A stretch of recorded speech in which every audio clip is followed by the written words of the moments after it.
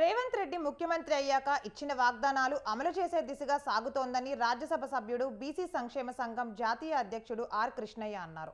సచివాలయంలో సీఎం రేవంత్ రెడ్డిని ఆర్ కృష్ణయ్య మర్యాదపూర్వకంగా కలిశారు. రేవంత్ రెడ్డికి ఆర్ కృష్ణయ్య శాల్వా కప్పి సత్కరించారు. బీసీల అభివృద్ధికి ప్రాధాన్యత ఇవ్వాలని ముఖ్యమంత్రిని ఆయన కోరారు. మంత్రివర్గ విస్తరణలో ఉప ముఖ్యమంత్రి పదవితో పాటు 5 మంత్రి పదవులు బీసీలకు ఇవ్వాలని విజ్ఞప్తి చేశారు. మెగా డిఎస్సిలో 25,000 టీచర్ల పోస్టులు భర్తీ చేయాలని తెలిపారు. రేవంత్ రెడ్డి గారు మెగా డిఎస్సి అని అధికారంలో రాగానే ప్రకటించారు. అదేవిధంగా మెగా డిఎస్సి అంటే 10-12,000 ఉద్యోగాలు కాదు. రాష్ట్రంలో బీడీ డీడీ చేసిన వాళ్ళు 7 లక్షల మంది రోడ్ల మీద తిరుగుతున్నారు.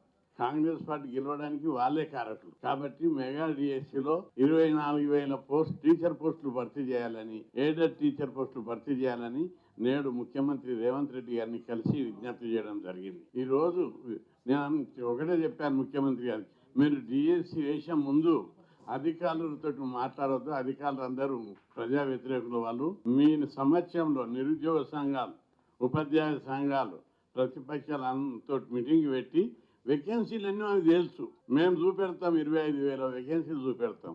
7 పాఠశాలల్లో 5,900 ఉన్నాయి. ఇట్లా ప్రతి డిపార్ట్మెంట్లో, మోడల్ స్కూల్లో, కస్తూర్బా స్కూల్లో 1000 వేకెన్సీలు ఉన్నాయి. అందుకే మెగా డిఎస్సికి 24,000-25,000 తక్కువ కాకుండా మెగా డిఎస్సి ప్రకటించాలి. లేకపోతే పెద్ద ఎత్తున ఉద్యమాలు చేస్తామని కూడా దృష్టికి తీసుకొచ్చినాం. ముఖ్యమంత్రి